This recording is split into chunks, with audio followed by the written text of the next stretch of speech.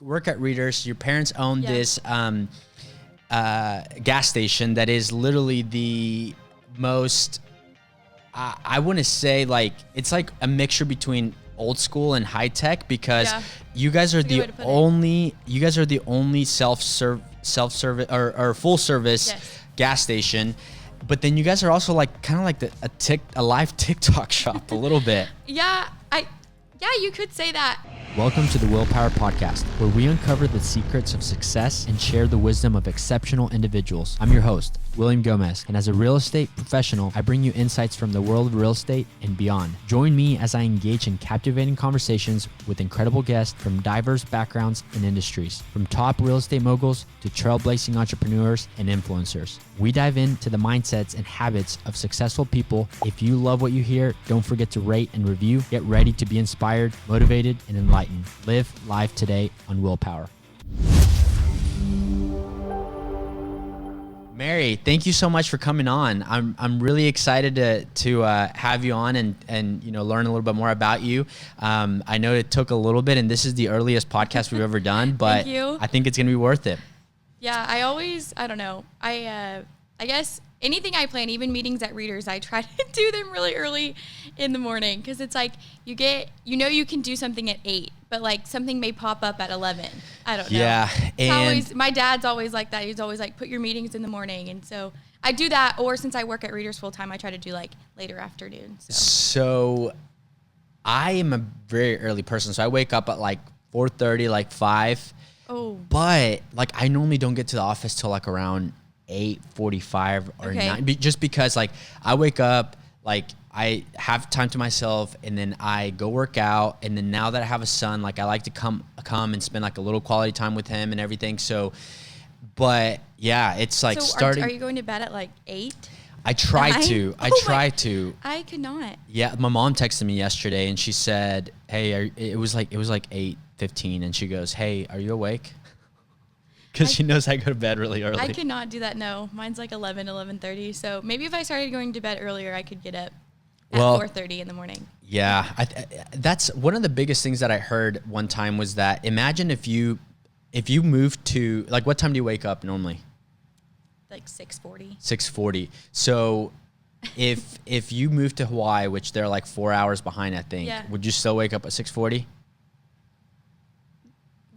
I mean, you like same time? Yeah, like would you still 2:40?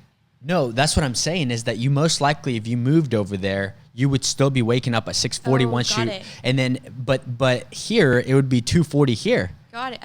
But then in your head you're like, I would never wake up at 3 a.m. That's way too early. But it's like you would just adjust yourself to that. So like you said, you work at Readers. Your parents own this gas station that is literally the most, I want to say, like, it's like a mixture between old school and high tech, because you guys are the only self-service or full service gas station.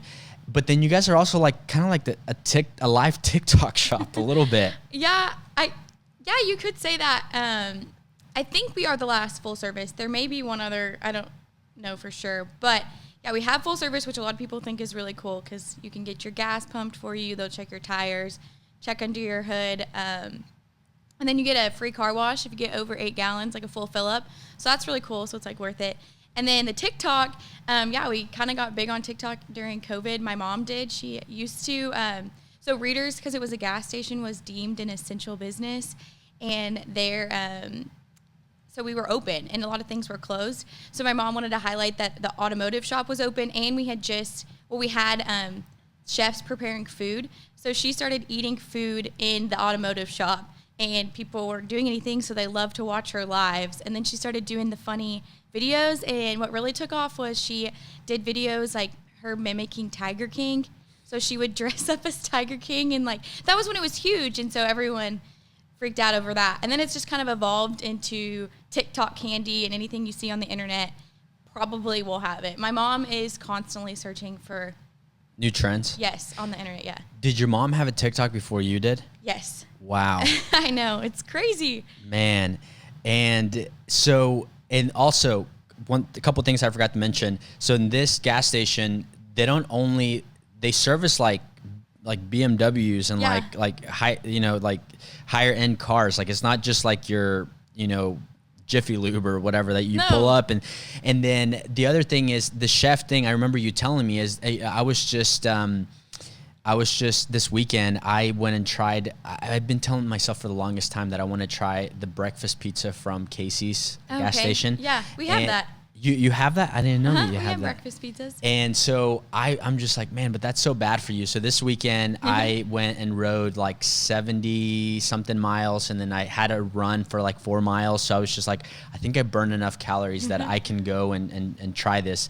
And people were like, man, I can't, like, gas station food is so nasty, and like, why would you go and eat this? But then I'm like, clearly they haven't been to your place as well too, because you have a chef that cooks every single, two chefs.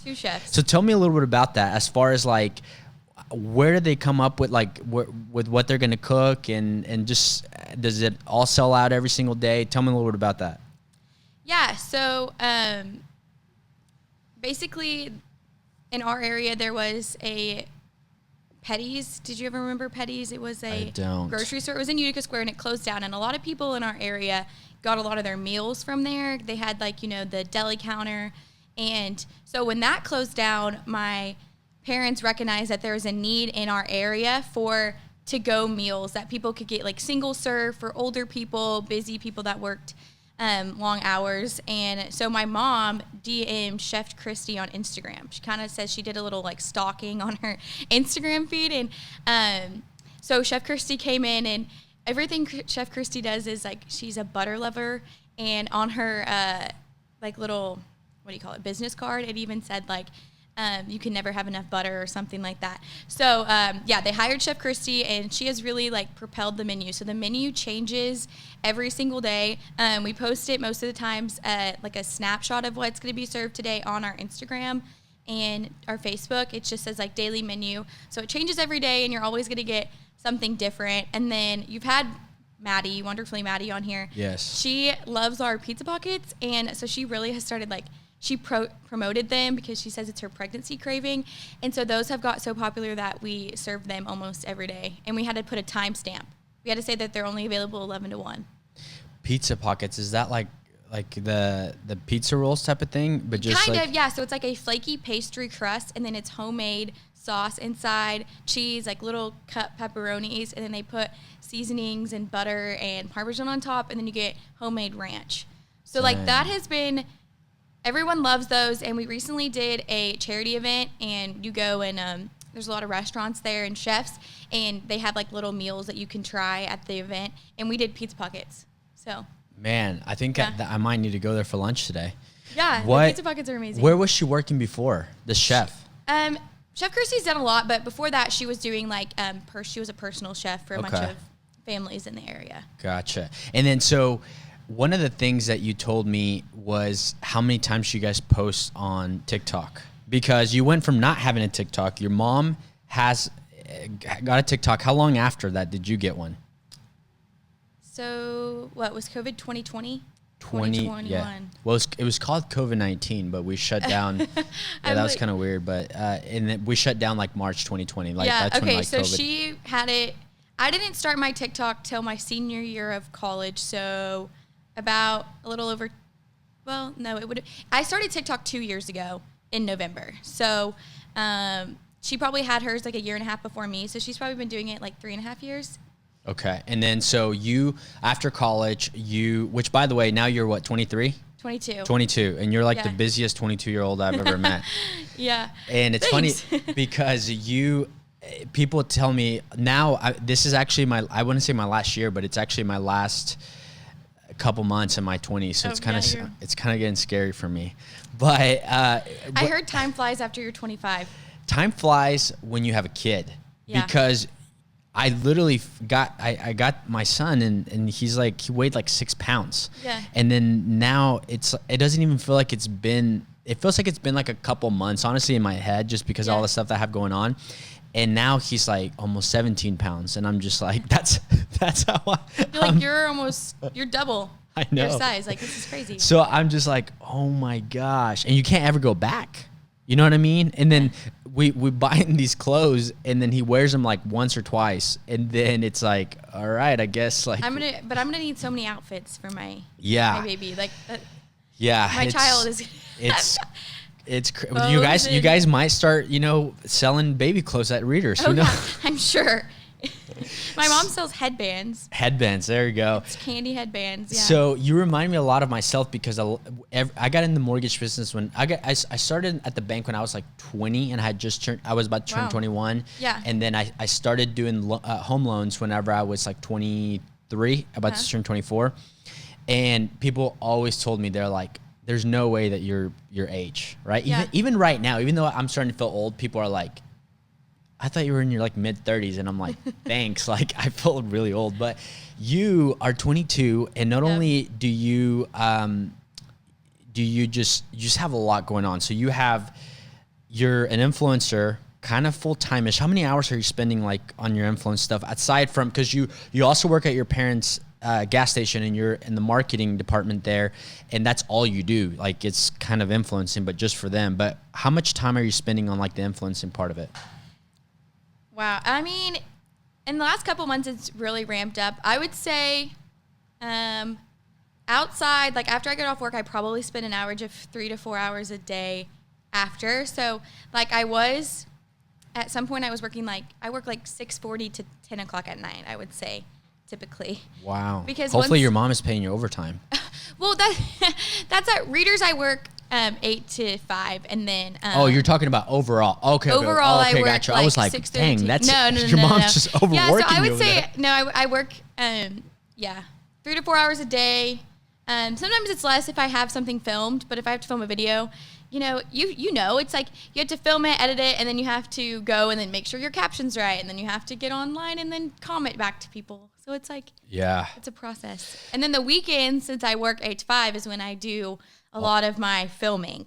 Okay. So. And then you're also, which something I really want to get into, at 21 years old, so has it been a year, you bought your first house, and not only bought your first house, but you completely renovated it. Mm-hmm. And I heard that one of your hobbies is peeling wallpaper off the walls. Is that correct? That's the worst hobby known to man. Like that was terrible. I never want to do that ever again. So another similarity that we have, how old were you when you got married? 21. 21. So I was 21 when I got married. Wow, yeah. And we bought our first house whenever we got married, and we didn't renovate the whole thing, but there were some parts of the house that were kind of like outdated, and including the master bedroom. Well, excuse me, that's called the primary bedroom now. And it was like a really pretty bathroom, but it had wallpaper, and we're like, this will be like a fun, like married thing to do. Not fun. No, it wasn't, but it was maybe good for. Did you have multiple layers of wallpaper? I think it was just one, but I ended up I just ended up hiring somebody. I was just like, I can't do this anymore. Yeah, I was about at that point, but it so had to be done. Did you hire anything out? Because you did like a lot of the stuff. Yeah, I got lucky. My family, my mom's cousin, his name's Jackie. Can do anything, so he basically did all the house besides like some plumbing work, and like I had to get a new roof, but he did everything besides that. And like what you said about your primary bedroom having like the outdated bathroom, we have a 1950s bathroom that I haven't renovated yet. It's like I want to right now. Like I just haven't had the time to like pick out tile, and I need to like find cabinets, and that bathroom had 2 to 3 layers of wallpaper. I thought I was done. Oh my gosh. Yeah, we definitely just have one. Yeah, I did a layer, and then I was like, why is this look weird? What is happening? And then I took, the little, what is that you would? The scraper. I started really scraping, and I was like, there's a whole nother. Did people think that they were just like shirts back in the day where you're just like, you switch a shirt, like they were just like, I'm tired of this wallpaper. Let's just put one over. Probably, like, yes. Well, in one of the bedrooms, they just painted over the wallpaper.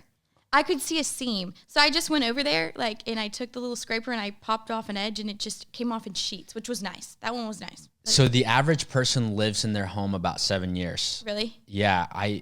Are you going to like double that because of all the work that you've put into this house? I don't know. Craig, which is my husband, I don't know if we'll ever sell the house. We'll probably just like keep it as a rental. So what drew you to buy a house so young? I mean, I know you were getting married and stuff, but like, were your parents like big influencers on that, or like what made you buy a house, and especially what made you renovate a house? So my mom and my dad, they always like put in my ear, like, you know, save your money.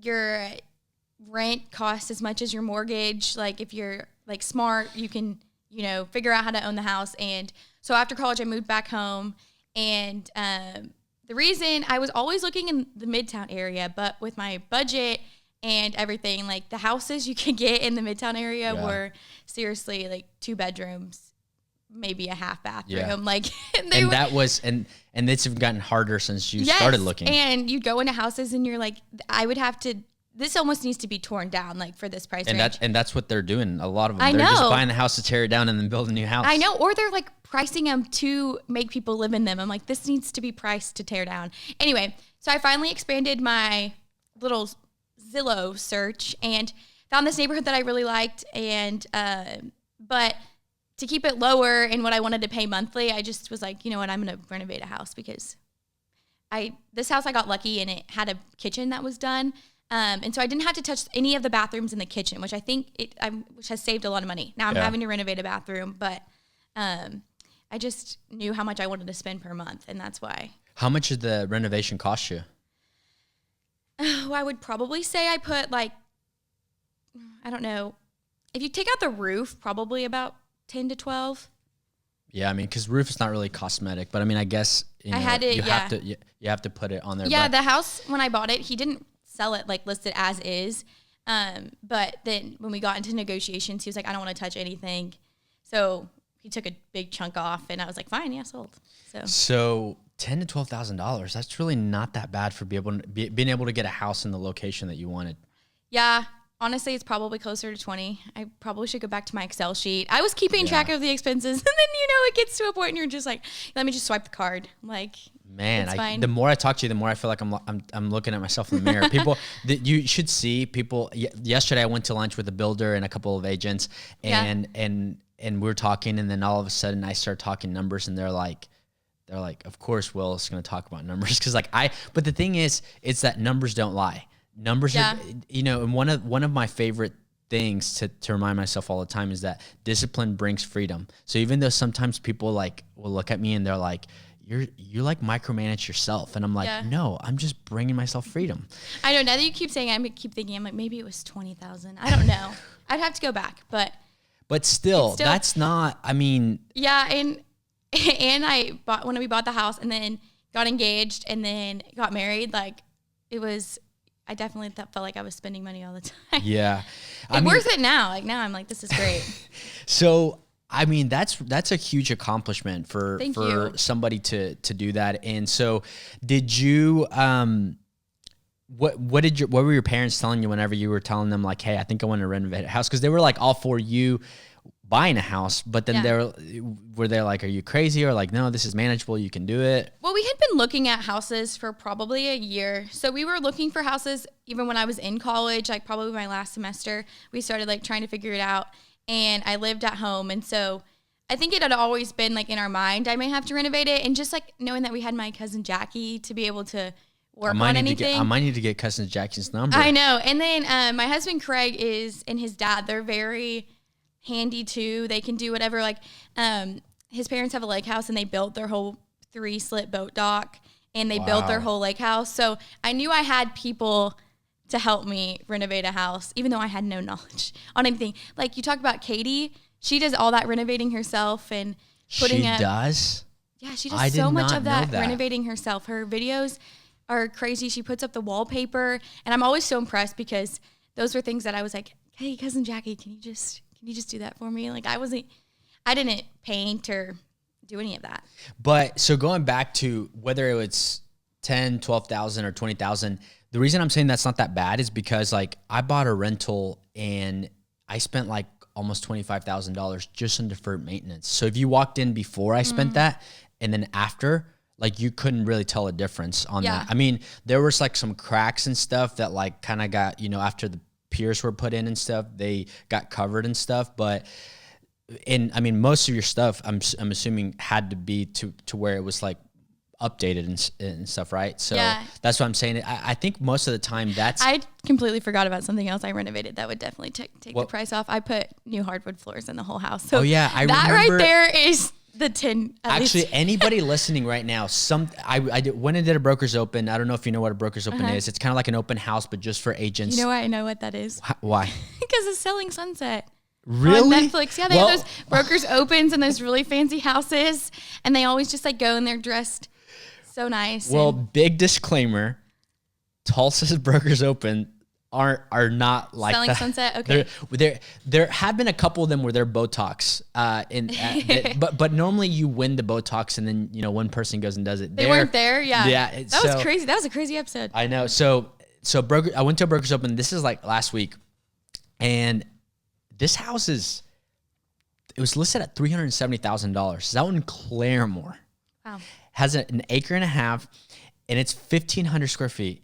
And you walk in and it's like a grandma's house. Mm-hmm. There was carpet in the kitchen. What decade did carpet in the kitchen?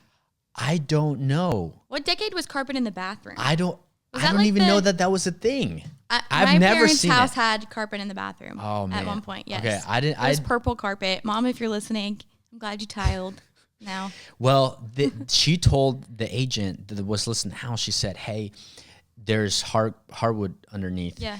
And she was telling everybody that they came in, and then one of the ladies just goes in and just pulls the carpet. Plywood? No, it was just concrete. It was just concrete.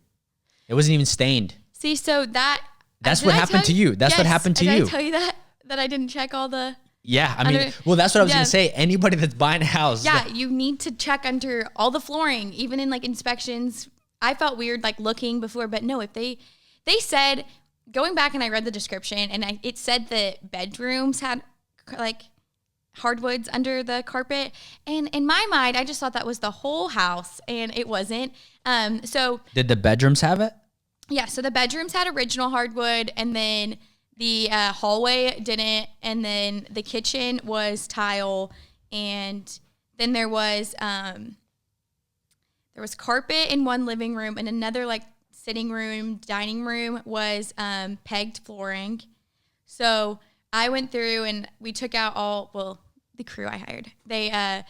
We did hardwoods throughout the whole house, so the same hardwood. So they did like the smaller hardwood so it would match the bedrooms, and then they brought it through the whole house. But I thought it was everywhere, and it wasn't. It was definitely a shock that day when I started rolling up the carpets. That's crazy. So always look. Yes, because that can cost you thousands of dollars if you want to put it on later. Yeah, I didn't include that. Thankfully, my said I was getting married. My grandparents' wedding gift to me was putting in hardwood floors. And so that was so nice because my grandma was like, it'll change the look of your house. Like, you really need this done. And at that point, I was like, I just can't do it right now. I'm just going to live with the gray carpet. Like, if you went into Home Depot and you asked for the cheapest carpet, that is what the guy put in. And I think he just put carpet in to have new carpet to sell the house because it was brand new. So it was like, I think like $1.30 a square foot or something like crazy, $2 if you went in. Like, it was like the cheapest carpet you could get. So I'm definitely glad I did it now because I'm sure it would not look as nice as the house did. And then also, I think you told me this, but did you tell me that you didn't have a big wedding or did you have a big wedding? I had about like 140 people, but I think what stands out to most people is I planned it in a month. Yeah, that's what you told me on that. But I was curious on that just because a lot of the time, do you know that the average wedding in the U.S. costs $50,000? No. It's crazy. That's insane. The average. I could tell. I mean, I could see that because like looking at wedding venues, you get some that are like $8,000. Yeah. To 10, and then it depends on the day. Like, it depends on the day, I know. too. Yeah.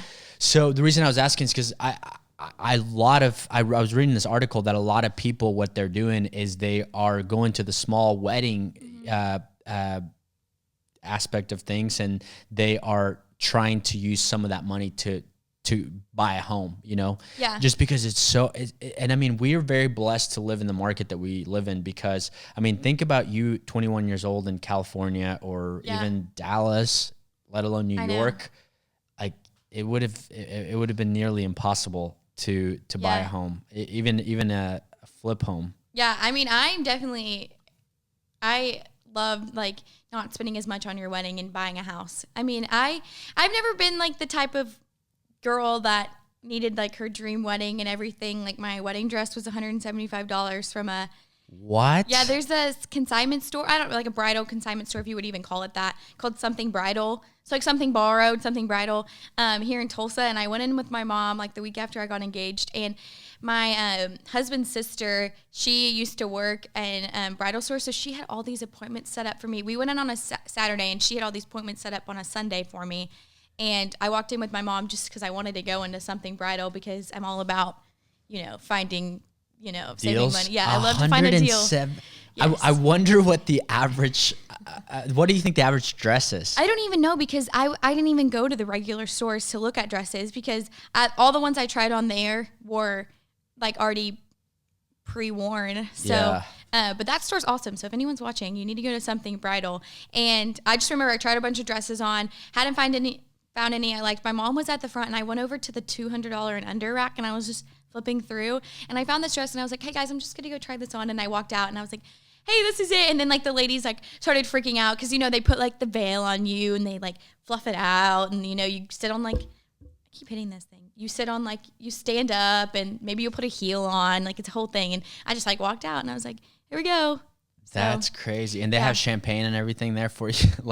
Probably, we didn't do any of that, but yeah, $175. Definitely helped the wedding budget. That's crazy. So going back real quick, because one of the things I really want to hit on is you said that, stuff sells out fast with what Chef Christy, is that her name? Yep, Chef cooks.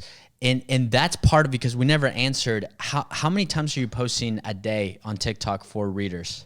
So TikTok, I would say it's maybe once a day, but what you really liked was Instagram. We try to do 3 photos. Oh, it was Instagram. Yeah, 3 photos like about the food. So 1 menu, 2 or 3 food items, and then 3 other pictures a day of what's like showing in the store. And then we post on the stories. And then we do a lot of videos where we eat on the camera. So like we'll have the dish that Chef Christy, and our other chef is Chef Dominic. What they have made today, it's all plated nice because you get it in a to-go container so people can see us eating it and we talk about our specials. A lot of people really like it. So you're posting like close to 8 times a day on Instagram on readers. Yeah. So the reason why I'm bringing that up is because that seems excessive, but it's literally getting people in the door to buy these things. So how much does it cost you to make one post? Nothing. So if any business owners that are out there that are kind of just hesitant, because I truly feel that social media is still like this thing where people just don't want to do it. People just don't want to post. And I think my mom's whole motto with it is, you may only get 1 like, but that one person may come in for that one product and you've made a sale. Or people that don't even like it. I mean, most of the people that are like your biggest fans, they don't even like it. You just scroll. They don't even engage. Yeah. Sometimes I have to be like conscious when I'm scrolling. Like I'm like, oh, I see a TikTok video and I really liked it and I watched the whole thing. I'm like, no, like this creator deserves a like. And then I just forget about it. I'm like, okay, I'm done. Scroll. It's like reviews. Golly, don't even get me started on reviews.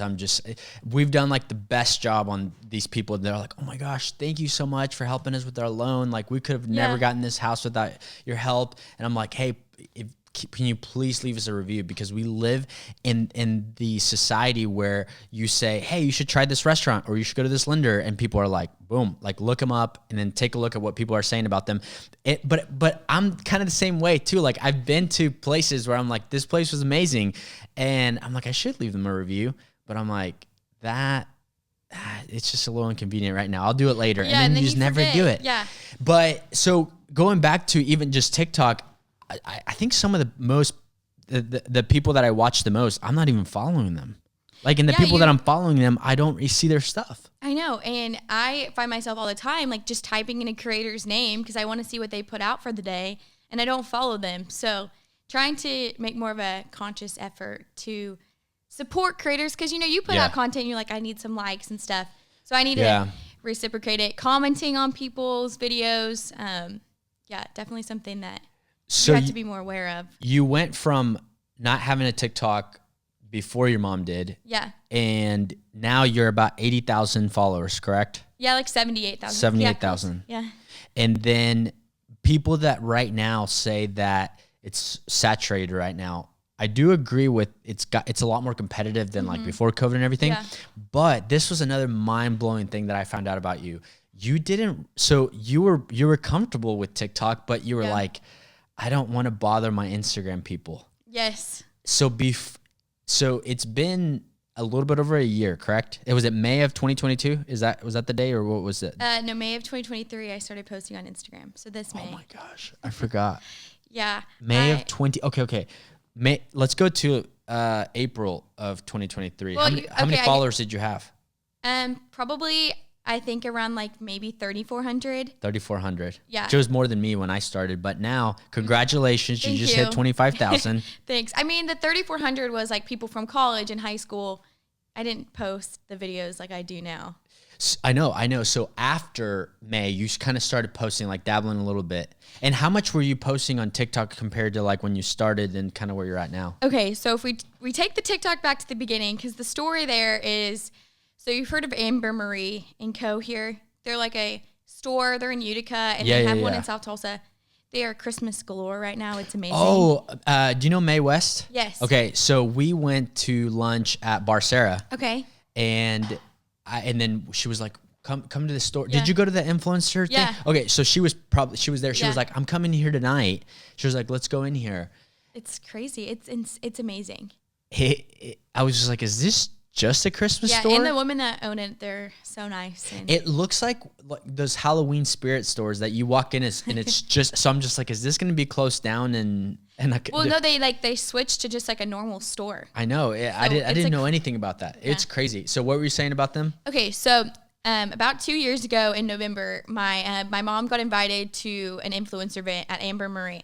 So Your mom got invited to influencer events before you did. Yes, she did. And so I was in college and I came home and she got the date wrong. So we drive all the way over to Amber Marie. We're in the parking lot. I'm like, hey, Mom, there's like no one here. I'm sure there was going to be like balloons or something. Like, this is just not what I expected for an influencer event. I was like, we're like the only one in the parking lot. And she goes, well, let's just go in. And I'm sure they're there. We walk inside. I'm like, hey, Mom, there's no drinks. There's no cookies. Like, this is not an event. And she's like, no, I swear it is. And they were closing at 6 and we walk in at like 5:59. And I could see they're like, why are they in here? Like, why is Cheryl Reeder here? And eventually we figure out that there's no influencer event and it's the following night. So I'm like, Mom, how did you get it wrong? Like, I drove in from Stillwater. She was like, I don't know. So I drive back up to Stillwater because I had class, and I come to the event the next day, and I'm filming, and I don't know how to work TikTok at all. And at this point, I decided I wanted to come back and work for my parents when I graduated. And my mom was like, if you're going to work for me, you got to know how to work these apps. So she was like, you better start posting, and you better post on your account. And my mom was big at the time. I think I told you when we first met that I was posting 3 times a day trying to go viral. That was like the key, or everyone was telling you that was the secret to going viral on TikTok, was to post 3 times a day. So I was like constantly trying to post whatever. I'd post my life, college life. A lot of people liked my sorority house lunches. If you scroll way down on my feed, you'll see I was a theta at OSU and what we ate every day. And then I started posting Oklahoma content, and it started taking off. So I was doing that. And then Instagram was not, rounding back to what you asked about Instagram, I wasn't doing anything on Instagram but posting pictures and just keeping it, more like a traditional personal Instagram feed. And then I started meeting like Maddie and Brooke and Katie, and Maddie and Brooke kept telling me, like, you need to post on Instagram. Like, why are you not sharing your reels over here? Like, you're missing people. Like, not everyone's on TikTok. And I was like, I just can't do it. Like, so many people like growing up follow me on there. And I used to post not frequently, and I don't know, maybe once or twice a month. I'd put a video I made on Instagram Reels, but I would hide it from my main feed. Well, now I realize it's not hidden. It still shows up on people's feed. Yeah. So I was like, I'm still hiding it from all my 3,400 people. Like, they don't know I'm posting on Reels.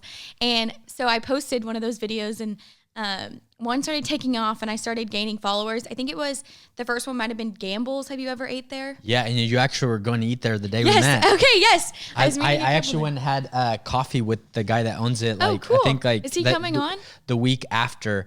We talked about it, but he is like all big into doing this thing in Stillwater. Oh, okay. And it's like a crazy thing. It's like it's a restaurant mixed with a barbershop mixed with like a big old crazy thing. But yeah, he owns like a lot of different restaurants and stuff. We met at his coffee shop or Jewish deli, like, and they're so unique. It's crazy. I haven't been there. I need to go. It's, but yeah, no, that place is, I will say it and I mean it. It's the best Italian in Tulsa. It's really good. 100, and then second would probably be Prossima for me, or Prossima, however you pronounce it. But that was one of my first like viral videos on TikTok was them. So you posted Gambles. Is that was your first or second video you said? Well, like I had posted like random videos, but that was the first one that really was taking off and I was gaining followers. And so I was like, okay, people are liking this Oklahoma content on Instagram. I need to start posting. And then I was like, in my head, eventually just clicked. I was like, literally everyone that has known me knows I post on TikTok. Like I just need to reuse this content. So I started posting on Instagram and now I try to post like one video a day because I just feel like that's what's propelled my growth. It's just like constantly posting. Are you big in the analytics in there? You are? Yeah. Well, sometimes I look, I think that's kind of what helped me a lot. It was going in there and seeing what was working, seeing what wasn't. And I guess like the videos that I do about Oklahoma and those type of things, like not always, but seem to do really well. And people really like that content. But what I'm trying to do now is I'm trying to sprinkle in more like about myself, about Craig and I, about my mom, because I really want people to not just like watch my videos and think, oh, that's like a cool restaurant. I want them to like, you know, trust my reviews or like my Instagram stories. I think really help people be more engaged and get to know me better. How, and I are you big on your stories as well? Sometimes, yeah. Because I feel some people post a lot more than I do. So I wouldn't say I'm like the biggest, but I think a good for me would be like 3 to 5, but that's kind of where I probably post like one personal post on my feed for every like 10 finance posts that I do. Yeah. But in my story, it's just all personal. Yeah. And it's funny to me how many people I feel that I post like 5% or less of my day, and people just that I haven't seen in like 6 months, they feel like they know you. Yeah. And then but I want people to feel like they know me. What's so crazy is even those videos that don't do as well that show like Craig and I buying our Christmas tree, a lot of people come into readers and like recognize me and they say hi and they ask me questions about the video. So just because I didn't get as many likes on that video, like you said, they're still watching it. 100%. So I still like to put it out there. And I think it's fun. It's like my own little mini YouTube video or something, like vlog. Are you on YouTube at all? No. That's something I know I need to post on Shorts, but that's something I've struggled with. All these apps have different times. Like 60 seconds. You can't go over. 60 seconds, a minute 30. I still post them. Even if it's like a minute 30. Yeah, it just cuts off. I just put if you want to watch the whole thing, just go. Oh, that's smart. Then you're like, you know. So man, I'm really, really thankful we finally made it happen. I've really enjoyed this conversation. So I have a few questions that I just want to ask in order to help people. Because the whole point of this podcast is for me to have a conversation with somebody. And I mean, whenever we first met, I was asking you a lot of questions of like, I was like, wait, there is a formula for TikTok? This is the first time I've ever heard of this. Like, there's a lot of formulas. It's just, picking one and sticking with it. And going back to it, the people that think that it's oversaturated and that's their excuse, really, not to do it. Really? Oversaturated? A lot of people just, what I've heard is they're like, how do you find the time to post? Like, I don't know what to post about. I think I'm mainly just talking about like real estate agents that I talk to that they're like, I know I need to post, but everybody's doing it now. And I'm like, nobody's doing like anything that, that you can do something and you can get some growth on that. So how long did it take you to get your first paid like collab? Probably about 6 months, 7 months. 6 months. And then is that something you were expecting? I made like you make like a business email. So I was trying. Yeah.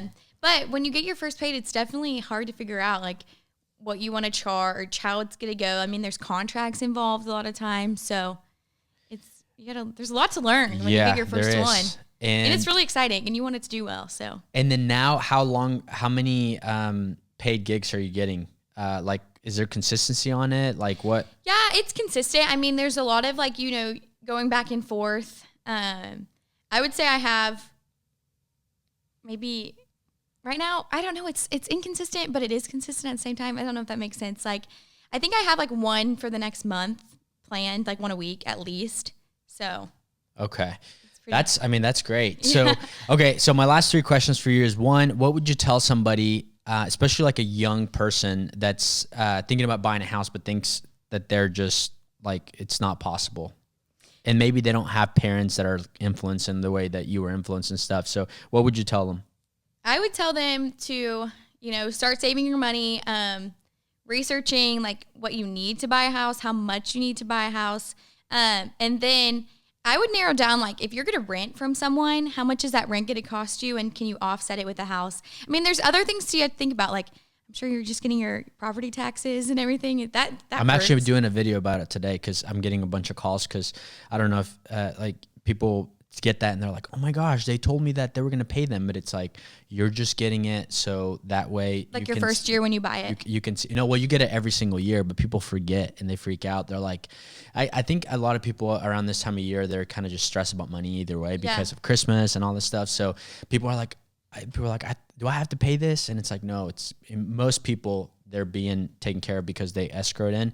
But so yeah, I was just going to do a video on like, do I need to worry about this piece of paper? But yeah, you're saying offset, like taking a look at comparing the rent to the property taxes. Is that what you were saying? No, like what were you saying? Comparing like what your mortgage payment would be to your like a rent, which most of the time it'll be less because most landlords have mortgages. So in order to make money, they have to charge more. Yeah. Like finding an area you want to be in. Like I moved home right after college, if that's an option, and just like saved all the money I could. So. And then second question is, somebody that has been wanting to get started on creating content, what's some advice that you have for them? Like, where should they start? Like, what platform? How many times a day? Like, what? What's funny is a couple weeks ago, I went and spoke to Union high schoolers. They had like a Beyond You conference, and they asked me to come speak to them about social media, that was funny in itself because I had never, I had never been invited to like speak in front of students on social media. And then I was so nervous, and my parents were like, why are you nervous? Like, you were literally a tour guide at OSU. Like, you spoke to seniors every day as your job. I'm like, yeah, but it's about social media. It's not about like coming to OSU.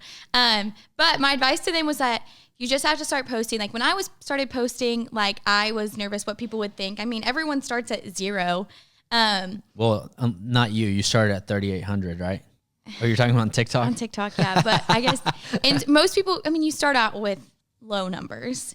But is it not actually less pressure though to start with low numbers because you're just like, if this bus, like there's no pressure. Yeah, that's true. I mean, I would just honestly, my advice to someone, I would be post about what you're interested in, post about anything and everything, and just see what sticks. Because some people say like niche down and only post about one content and like get really good at that one.